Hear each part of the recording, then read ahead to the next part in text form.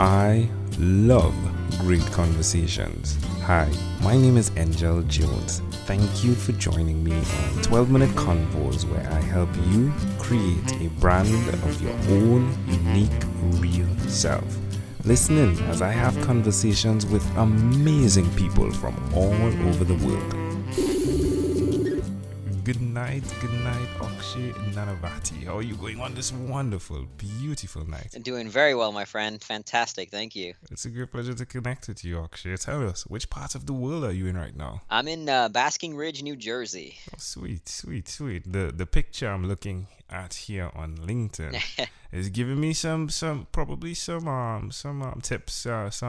But let me get. Well, in fact, tell us which of your talents is responsible for us connecting. I think my talent responsible for us connecting is probably grit. I consider myself fairly untalented. I don't really have much talents, but one thing I can do is I can grind it out, and I'm willing to do what it takes to achieve a result. So I've been fairly blessed with how the book launch has been going so far, and it's pure work and just effort and grinding and patience and commitment. Yeah. Tell us about the book and what the book is about. The book is about this concept I created called Fearvana. The idea is these two seemingly contradictory forces, fear and nirvana, that are very much complementary. And the idea is that we find our bliss, we find our growth, our happiness, and ultimately enlightenment by engaging fear and by embracing it, not by escaping it. Wow. And the book teaches how to embrace your fears, how to master it, how to develop an unstoppable mindset so you can accomplish anything you set your mind to. Now, all of your pictures that I've seen involves you in snow, right? A lot of snow. Yep. Tell me what's going on there. I love pushing my limits in various outdoor adventures. So I think the LinkedIn one was when I was spending 1 month dragging a 190-pound sled for 350 miles across the world's second largest ice cap. That was pretty brutal and intense, as you can imagine. Ouch. And and then the other one now that you're seeing on my Skype is when I was mountain climbing in Bolivia. So I've been mountaineering in the Himalayas. I've been mountaineering Bolivia, Alaska, Colorado, the Cascades, skiing across Greenland. So various adventures all around the world. Wow. Yeah, it takes a bit to just wrap your mind around everything you said in a few seconds, right? I'm guessing what we're speaking about the span of like 3 to 5 years. This has been going on since I enlisted in the Marines. Actually, I first started mountaineering I think in 2005, 2006. And then sporadically off and on, depending on work and college. And then I went to Iraq in 2007 with the Marines. I spent 7 months out there. So yeah, it's been kind of off and on in various adventures since 2007. In fact, I skipped my undergrad graduation and went mountaineering in Bolivia instead. So, so I've been doing this kind of thing for a little while now. Who did you learn the skill from? The skill of really jumping out there in spite of fear, in spite of nirvana, if you will. One step at a time, really. I mean, when I was a child, I used to be terrified of everything, including like Ferris wheels, which is not really that intense, but I was terrified of that too. And after in high school, I squandered away about a year and a half of my life with drugs, and I was kind of wasting my life. I lost 2 friends to drug addiction, but I got out of that world and I joined the Marines. And ever since joining the Marines, I found the value in engaging your fears and testing your limitations, in pursuing struggle, engaging suffering, and the growth that results through suffering. And so since joining the Marines in 2004, after overcoming that drug addiction, ever since then, I got into outdoor sports like in a big way. I went rock climbing, cave diving, skydiving, ice diving, mountain climbing. I mean, you name it, really. Nature became my playground to explore the depths of my soul, really. I'm going to ask you a question. I can't help it. It's tickling, right? It's tickling. Sure.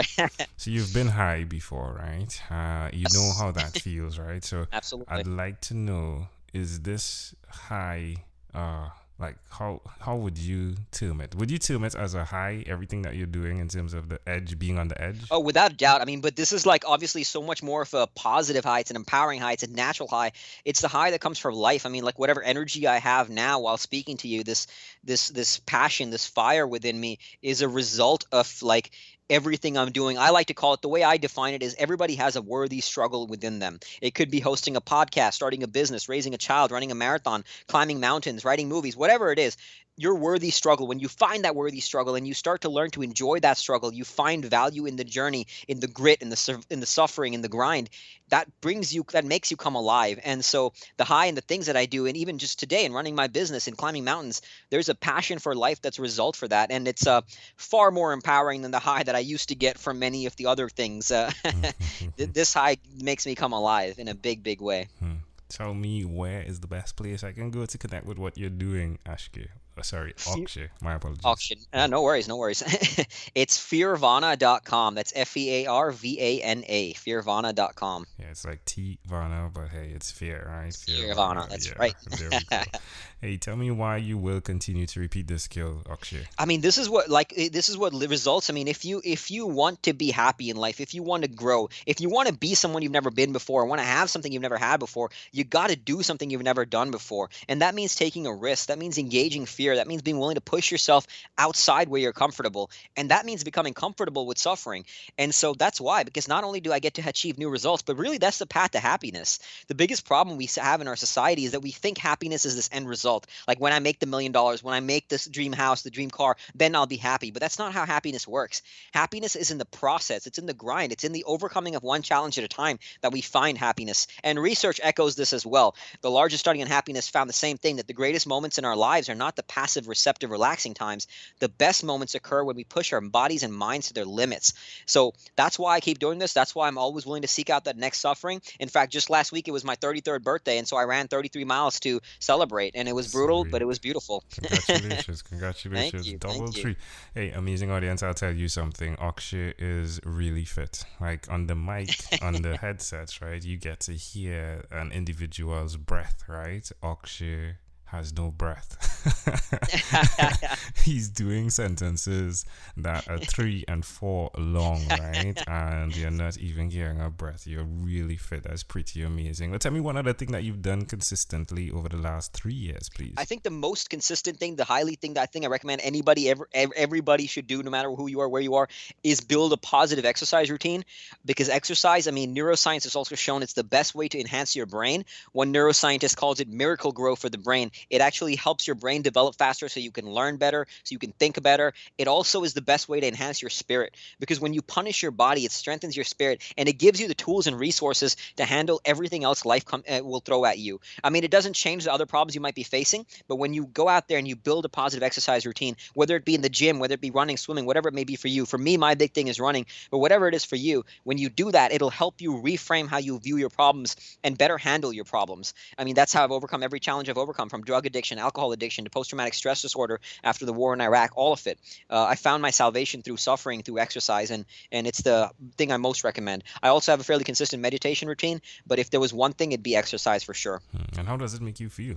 Both sides, the beginning side and the reward side. You know, I mean, there's days when I'm nervous. In fact, I have a poster up on my gym that says, you know, when it says during a workout, you should think 4 things. And the number 4 is, I'd rather die than finish this. And the first one is thinking, I mean, I'm going to quit. I feel like I'm going to die. And the number 4 is, I'd rather die than finish this. And the bottom, it says, are you working hard enough?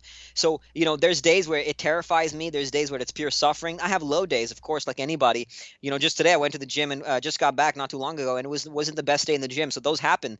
But all in all, I mean, if you know, it's pretty rare that I have 2 to 3 days in a row of no exercise. But if and when that does happen, I mean, it just affects me in every way so negatively. Like my mind, body, spirit just can't focus in the same way, and is not as empowered. This energy that I have now is a result of, you know, consistent exercise. So it brings fire to me, man. Fire to my life, fire to my work, fire to the people I'm around in every way. Love it. You did indicate that, hey, small steps, right? Why would you suggest to someone out there that's listening that they do start with these small steps to fitness, if you would? Yeah, you don't have to go out there and run 33 miles. You know, like, I mean, I may run 33 miles. That may sound a lot to somebody, but to other people I know that run 100-mile races, that's still 33 miles is nothing. So it's not about the distance. It's not about like the thing. It's more about how much it pushes you. If you're running 1 mile and you're suffering through that mile, good. Like, go to get out there, start with 1. And then when that becomes a little bit more comfortable, push to 2, push to 5, push to 10, increase your speed. Wherever you're at, just start somewhere. And initially it's going to be hard. And in fact, it'll continue to be hard, but you'll find value in that struggle as you continue to engage it, as you continue to pursue it. So just start wherever you're at. You know, I mean, if you're new to it, it doesn't matter what you do, just do something. Like, you don't have to, you know, there's all these fads about this right exercise routine, this right diet and all this stuff. Just do something. It's really not complicated. It's not easy, but it's not complicated. Go out for a 1 mile run. That's it. You know, start there.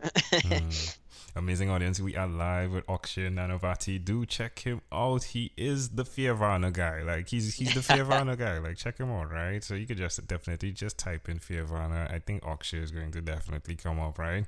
Akshay, let's switch gears for a moment now. Let me invite you into my time machine that is surrounded with beautiful, warm, blue Caribbean water.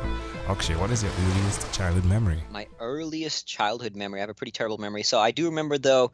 I guess the first thing I can remember was that stands out just off the top of my head is when I used to play rugby in school when I was in Bangalore. I was born in India and I moved to Bangalore when I was 3 years old from Bombay.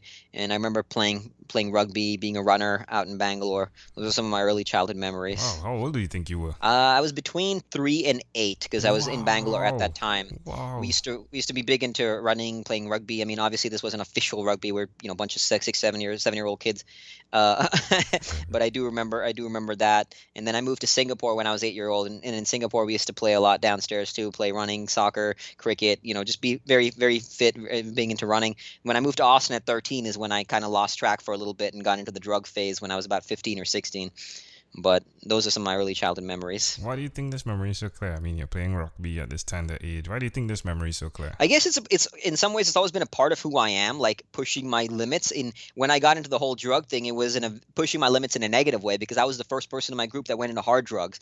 So I've always been somewhat that kind of person, and I guess that's why I still remember when I used to play rugby and I used to get a scar on my knee. I used to love it. Like that scar to me was like a sort of battle scar. It was like a badge of honor, So I still remember that, so I guess that's just part of who I am, and now I've really embraced it, and now channeling it into something meaningful for my own life and to try to make a greater impact in the lives of many others as well.